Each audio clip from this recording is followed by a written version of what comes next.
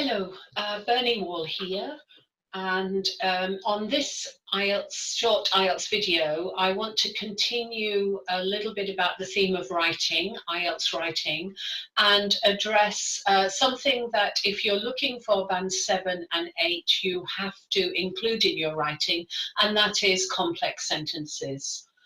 And I know from working with my students that a lot of students worry about whether they're including complex sentences or not, whether they have enough, and how to construct sentences that would be deemed complex by the examiner. So I want to give you a few ways, in fact 6 ways, of making sure that you have complex sentences in your writing. And hopefully if you work with these techniques and try out sentences using these techniques, then you will be certain to have enough complex sentences in your writing to achieve Band 7 and 8. So I'm going to share a short presentation, and I'll just get that up now, and then we'll have a look at how you can include complex sentences. So these are obligatory, they are in the band descriptors, and they are something that you must include in both your task 1 and task 2. But in particular in task 2 you have more scope for including quite a lot of them. So let's consider what a complex sentence is. Okay, so there are complex sentences and there are also simple sentences, which are generally shorter, but not necessarily, and obviously less complicated. So a simple definition is 2 or 3 clauses which are joined together with some sort of linking device. And there are many different types of linking device, and I'll show you those as we go through. They don't necessarily have to be long sentences. So a complex sentence, although it can be quite long, doesn't necessarily have to be long. So just because you write a sentence over 2-3 lines, it doesn't necessarily make it complex. But usually they are more interesting, and they contain quite a lot of information in a fairly economic way. And they have to be combined with simple sentences for the best writing. If you had a whole task 2 which was nothing but complex sentences, I think you'd find it rather tiring to read. So the best writing is a good mix of simple and complex. So the very easiest way to make a complex sentence is a compound sentence, which is essentially taking 2 sentences and joining them together with a simple linking device, such as and, but, so, yet, etc. And here's an example. Now notice that pollution is repeated. It's repeated in the second sentence. And wherever you write 2 sentences and you're repeating the main topic, it should signal to you that there must be a way of combining these sentences to avoid that repetition. And here we can use yet.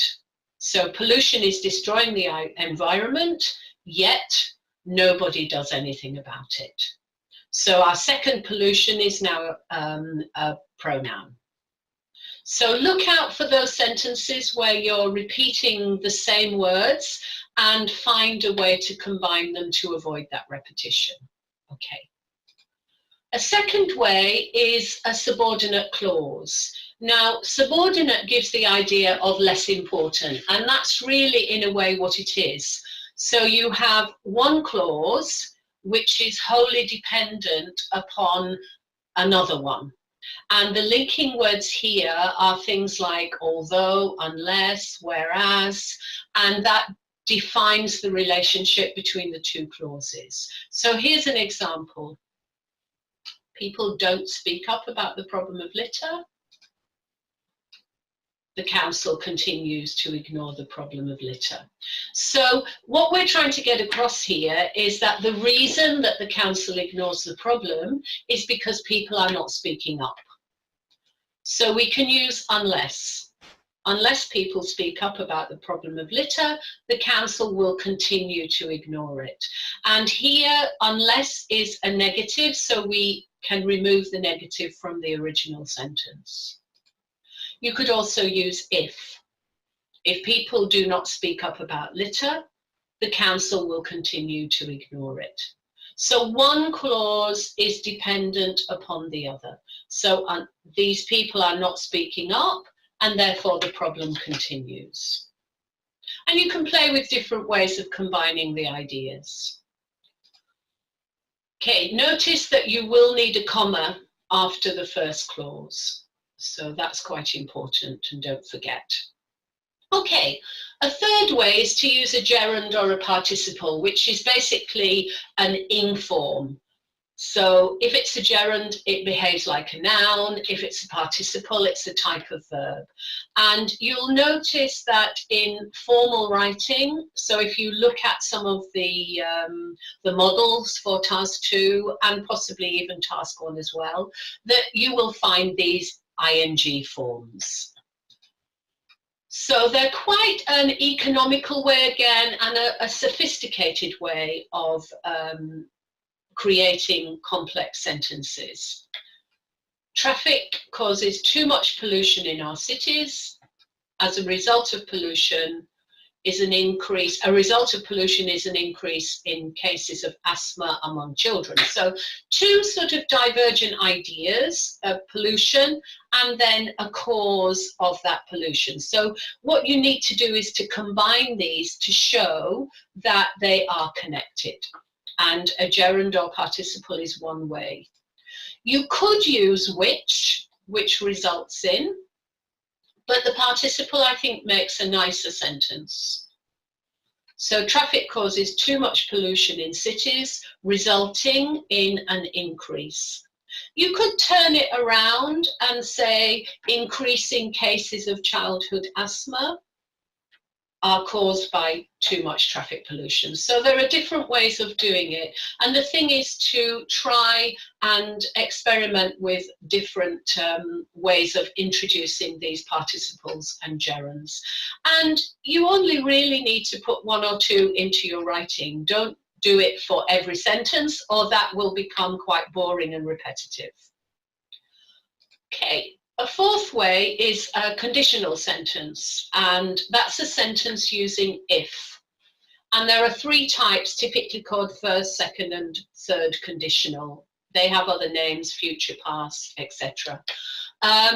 The grammar is a little complex on these, so it may be something you need to check. And if you saw my video a couple of weeks ago about the books that you need for IELTS preparation, you'll see that one of the things I suggested you ought to have is access to a grammar resource. And if you look up conditional sentences in your grammar book or your online grammar resource, you'll find information about how to construct the sentences and how they are used. So I've highlighted here the main things. So in this first conditional, which is usually about now and the future, we use present simple. So you can see we've got continue here in the if clause. So the bit that has the if is called the if clause. So we use present simple, and then in the second clause, we use will plus an infinitive. So that's basically the grammar. If plus present tense plus will plus infinitive. And this is to talk about situations that do change or don't change. Here it's something that won't change, and therefore there's going to be a problem caused by it. Second conditionals are more about speculation.